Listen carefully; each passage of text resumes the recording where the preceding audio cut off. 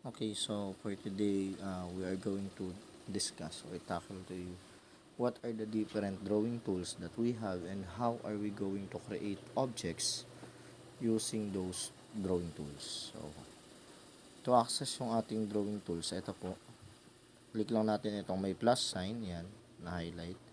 Then, as you can see, pagka na-highlight siya, makikita ninyo yung different drawing tools that we have. First, let us go to line command. So, always remember to read the instruction here in the upper part. So, as we can see, the command line says specify first point. So, we needed to pick any point on the screen. Okay, next. As you can see, meron na pong nakalagay dyan na box with a green circle, a dot rather, inside. Then, click check here on the besides the command line. Click check. Then, next one is specify second point, or if we click this arrow, it says undo. So, if you wanted to correct kung ano yung ginawa mo nung una, yan, click lang natin yan. But then, if we wanted to proceed with the next command, ito lang po ang gagawin. Either we drag it, this is a direct distance method, no, or we type the specific data. For example, let us say 2,000 millimeter. Then, change natin ang degree into 0 para po straight horizontal line. So, that is the first drawing tools that we have. No? So, ayan, line command po yan. Second one, we have the polyline command. So, polyline meaning to say you can create consecutive lines forming an object using these command tools. The same thing po, ito yung kanyang command line, specify the start point. So, we are going to select the first point here. Then, click check. The next point, according to our instruction, specify next point, or there is 3 dots here. Meaning to say, meron pong options. The arc or the length. But for the meantime, we will be using this one na lang muna. No? Lagay lang po natin 2,000. Ayan. Tapos, we do not need to change the degree of angle. So, click check here. Then, baba natin. Ayan. So, baguhan lang natin 2,000 once again. Then, let us change it to negative 45. Try natin, ha. Ayan. Pag negative 45, may kita ninyo, nag-incline siya papunta doon. So, let us say, negative 135. Ayan. So, this is negative 135. Then, if you are satisfied with it, click check.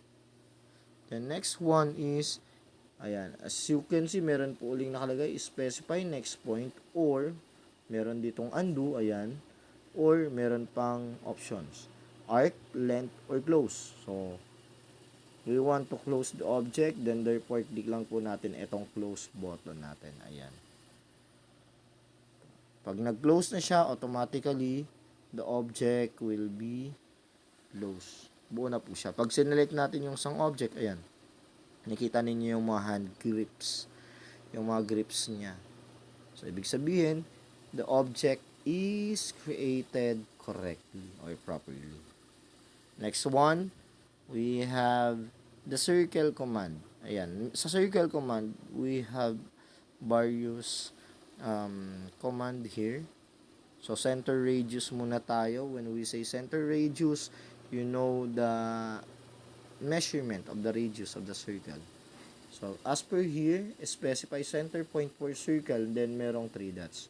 3 points or 2 points. But then, we wanted to use the center radius. So, select lang natin dito anywhere on the screen. Then, click confirm input. Then, specify radius of circle or diameter. Kaya lang nga, center radius po ang nahanap natin. So, for example, 500 po yung kanyang diameter. Radius rather. So, yon, nag-release po siya. Next, We have circle again. Ayan, center diameter. Once again, select po natin yung any point on the screen. Then, click check. Then, specify the diameter of circle. Let us say 2,000, rather 500 po yung diameter. So, that's our circle. No, center diameter. Next one, circle once again. Then, let us click yung 2 points. Ayan. As per sa ating command line, ito po yung nasa taas. Specify first end point of circles diameter. Ayan. Select tayo ng first point. Click check. Specify, basahin ulit yung command line. Specify second end point of circles diameter. Select lang po natin anywhere on the screen. Ayan.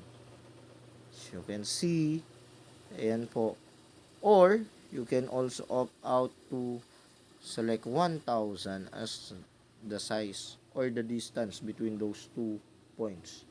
Then, if you click check, ayan, na-release po siya. Next, 3 point naman tayo. 3 points. Circle pa rin. According to the command line, specify first point on circle. First point ko po, ayan. Next, specify second point on circle. Select lang po ako. Ayan, anywhere. Or, I can opt to use 1,000 mm distance between point 1 and point 2. Then, pagkatapos po nun, don't forget to click yung check sa taas. Next, specify third point. Ayan, baguhin natin yung third point. Ayan, assuming na ito po yung third point natin. And then, I change it to 1,000 mm. Then, click check. Okay, na-release na po yung ating object. So, these are the different circles that we created using the circle command. Next one, we have the arc command here. So, arc command, ito na naman, marami po siyang mga options. Let us first start with start and radius. This is used kapag alam mo yung start point ng iyong arc, yung end point ng iyong arc, and then the radius of the circle. As per the command line, yan po, specify start point of arc. So, select lang tayo dito, start point, then click check. Specify end point of an arc, pili lang po tayo, or pwede tayong mag-type ng 2,000 here. Then, click check. Then, the radius of an arc, let us say the radius is 1,000. Okay. Do not exist. Why? Because yung atin pong distance between point and start point and then end point is greater than dun sa radius. So, hindi talaga siya magmamatch. Specify start point. Ayan po. Pili ulit tayo. Ulitin lang natin ha. Specify end point. Ayan. Let us say 1,000 po ang distance between arc 1 and 2. Then lastly, let us say meron po tayong 1,500 na radius. As you can see, ayan, kumagat po siya. Ayun po. If the distance between the start point and the end point is greater than the size of the radius, then hindi po natin mabubuo yung ating arc. Again, select po uli natin yung arc command. Ayan. Then, piliin naman natin yung start and direction. This time, gagamit tayo ng direct distance method. So, again, sabi dyan, specify start point of arc or pwede tayong mamili, center. Kaya lang, pipili po ako ng start point ko. Ito lang. Then, click check. Specify end point. Ayan. Actually, this is the most commonly used method kapag nagdo-drawing ng arc kasi dadrag mo lang siya, ayan o. 'Di ba?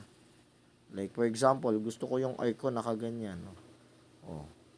Drag mo lang or you can change yung iyong angle here.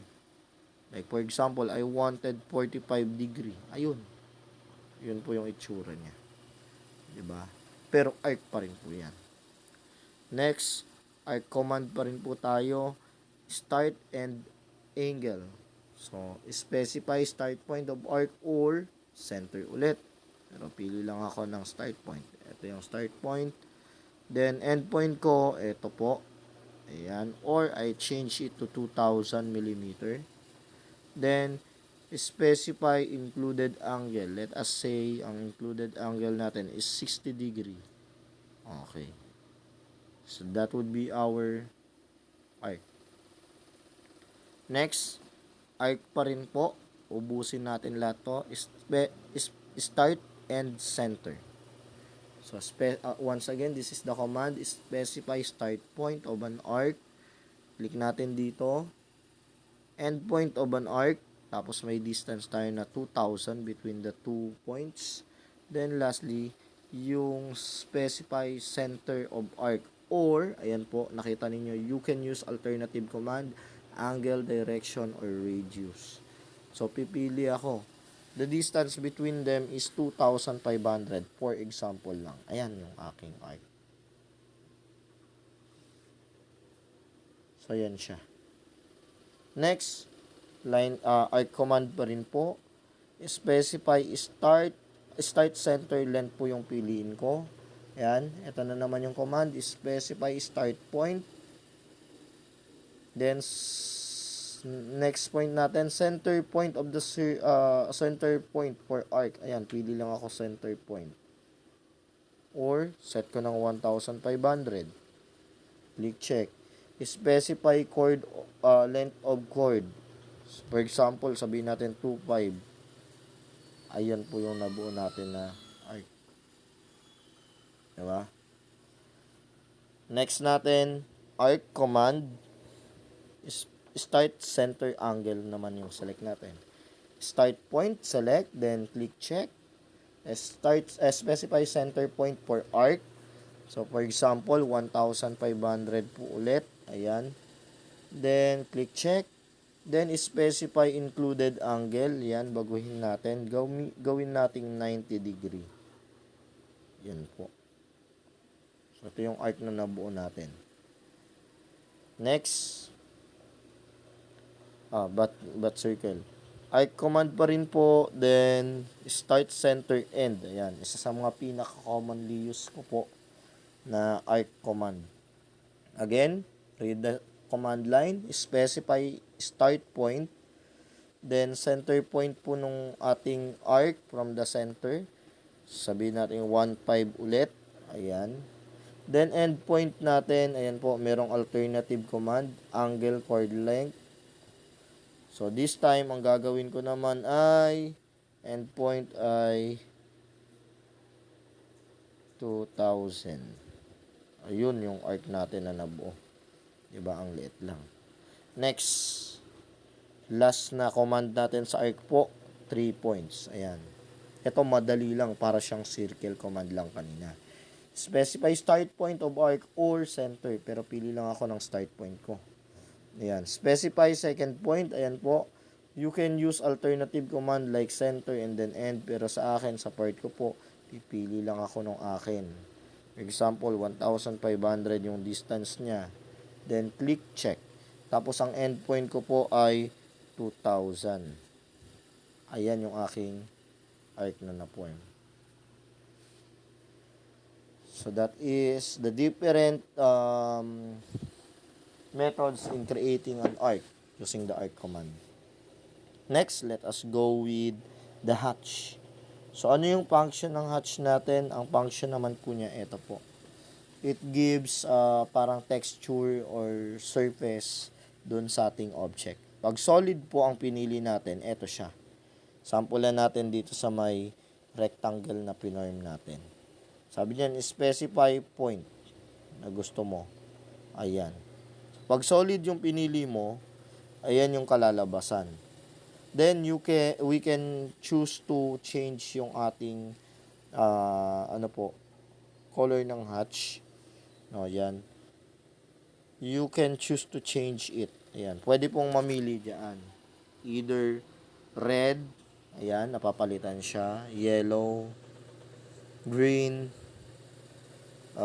cyan, blue, magenta, pero yung default natin is white. But then, aside from those colors po, you can also browse. We have an ample of color here na pwede ninyong piliin. For example, I would like to use this color. Ayan. Diba? Color 130. Then, aside from that, ayan, pwede nating baguhin yung kanyang layer. If you have existing layer, ayan. But then, the default layer is layer 0. Line type naman, ayan, pwedeng mag-continuous or by layer or by block. Line type scale, ayan po, pwedeng baguhin yan. Pero sa akin, i-default ko lang muna as 1. Line weight, ayan, pwede pong baguhin din yung line weight until 2.11 mm. Transparency, ayan, kung gusto ninyong medyo malabo-labo, pwede naman, ayan, medyo malabo-labo siya. So, that was the transparency. 51%, ayan, or by layer na lang. Then, type, yan, pwede kayong mamili rin. Name, solid, pwede rin pa rin palitan. Yung angle niya, pwedeng baguhin po. So, yun. Next, hatch pa rin tayo. So, sampulan natin yung iba. Aside from that, we have different hatches here. Ito yung ginagamit natin to create yung different texture nga ng ating objects. No? To emphasize, halimbawa, may tiles ka, or meron kang cement na ginamit, or meron kang bricks or blocks. So, yun po yung ginagamit natin, si hatch. So, example, ito, tiles. Tapos, ang gusto kong lagyan, ito. Ayan. Then, sir, bakit ganun? Parang wala namang nangyari. Okay, babaguhan po natin siya. Punta dito. Again ang ginawa ko po, clinic ko yung loob kasi nandun yung hatch. Pumunta ako dito sa may 3 dots, hinanap yung properties. Ayan. Anong pabaguhin, sir, sa properties?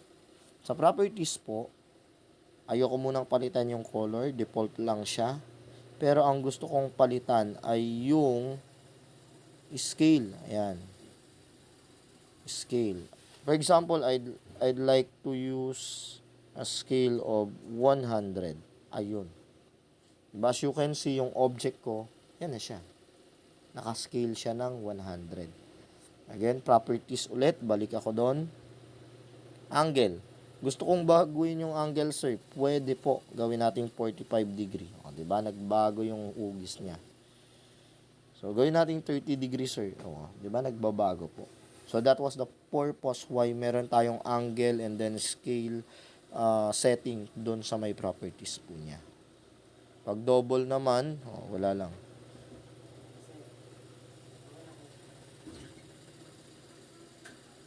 Ito, may ano rin yung ating yung island detection. Meron din po siyang gamit. Pero magagamit natin siya or may tuturo ko po sa inyo kapag dumating tayo doon sa topic na ng layering. Pero for the meantime, hindi muna natin talakayin yan. So again, hatch pa rin tayo.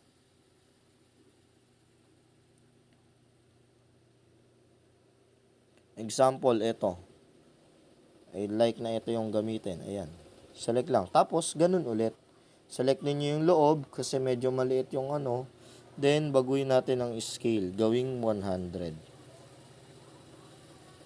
So, you can see, ayan po yung itsura niya. Sir, medyo hindi halata kung anong itsura. O, di palitan. Properties po ulit. Instead na 100, gawing 25. Para medyo halata kung anong itsura niya. Ayan, nakikita na ninyo. Kaya lang, sir, medyo gusto kong baguhin. Properties ulit. Angle, gawin natin 45. Ayan. Sir, medyo halata na yung yung itsura niya. So, yan po. So on and then so forth. Ayun yung sa hatch po. Next, we have ellipse command. No, so si ellipse, pag clinic natin siya, we have different sets of commands then. So, unahin natin yung center. Ellipse using center. Sabi dyan sa ating command line, specify center of ellipse. Pili lang po anywhere on the screen, then click check. Next, specify endpoint of the axis. So, pili lang tayo anywhere on the screen again, or change natin to into 3,000. Tapos, ang degree is 0. Then, click check. Specify distance to other axis. Ayan. Let us say, ang distance po niya is 750. Okay. So, that would be our ellipse. Next, again, ellipse command. Sige, thank you. We have the axis end. So, specify axis end point of ellipse. Ayan. Or, you have an alternative to choose arc and then center. But then, we wanted to use specify axis end point of ellipse. So, pili lang tayo anywhere on the screen. Next, specify other endpoint of axis. O, ito naman yung endpoint ko. Or, let us say 6,000 po yung pagitan nila. Next, distance between the two. Ayan, lagay natin ay 1,500. Ayan po yung ellipse na nabuko. Next, ellipse command pa rin po. Then last na command natin sa kanya, elliptical arc. Ayan. Specify center of ellipse. Pili lang tayo anywhere on the screen. Yung center po yan ha. Yung gitna. Then specify endpoint of axis. Lagay natin 1,500. Click check. Distance to other axis ay let us say 750. Specify start angle. Specify start angle tayo. Sabihin natin 70. Ayan po. So, we have our na-cancel. Ulitin natin. Bigla akong kinancel. Ellipse. Ayan. Elliptical arc. Center point. Ayan. Then, we have 6,000. Siguro, gawin natin. Ano ba yung ginamit natin? 1,500 na lang. Then, next distance between the two, 700. Angle niya ay 70. Start end angle, specify end angle. Lagay natin ay 120.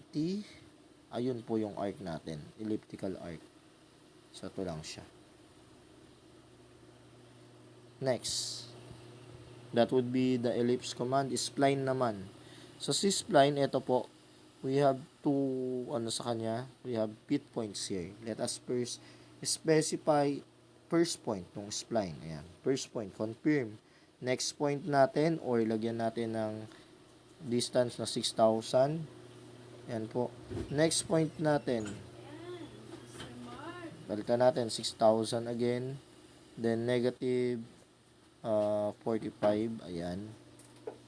Next point again, 6,000 pa rin po. Then, gawin natin 45 naman. Ayan. Then, next is 6,000 pa rin. Gawin natin negative 45. Ayan po. Next is 6,000 pa rin. Pero 45 po yung angle. If you are already satisfied sa number of waves niya, then click check. Ayan. Until ma-close po siya. So, we have our spline. Parang wave siya. NP6. Spline pa rin. Ayan. Yung last natin, control vertices. Specify first point. Ayan. Click check. Next point natin. 3,000 naman. Pero ang angle ay 30. Next point natin, 3,000 pa rin. Pero ang angle natin ay 30 pa rin po. Rather, negative 30. Next point natin ay 3,000 pa rin. Angle natin ay 30. Next point natin, 3,000 pa rin po. Yes, ang angle natin, negative 30. Next point natin, 3,000 pa rin. Angle ay 30. So, and then support. Pag na okay na, yan, click check lang. to release yung command. Yan yung form, yung nabuo natin na spline or waves. Next, rectangle command naman tayo. Rectangle para lang siyang polyline command.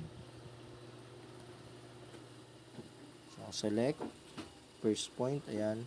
Specify other corner points or pwede kayong mamili ay area, dimensions, or rotation. Pero yung pinaka-common na ginagamit ko is dimension. Yan, specify the length of the rectangle. Let us say 6,000 yung length. Then, basa ulit. Pagka enter ng length, ito naman susunod. Specify width per rectangles.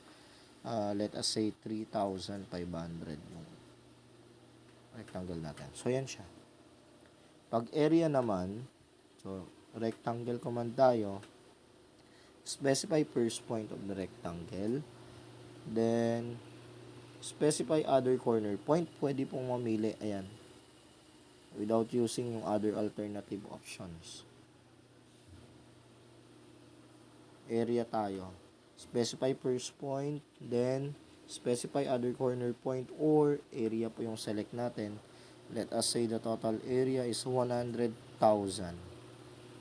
Ayan. Then, calculate rectangle dimensions based on the length. Specify the length daw.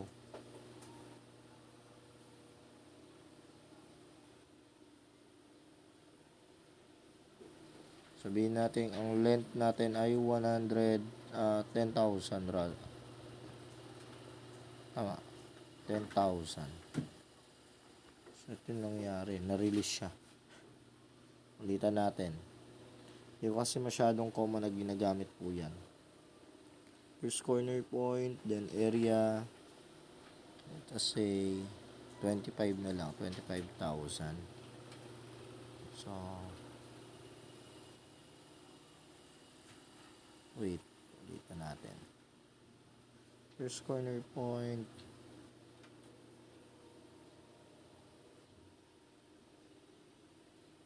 $25,000 yung ating rectangle area. Tapos cancel natin ito. Ayan, pangit nga siya gamitin. Next, we have text here.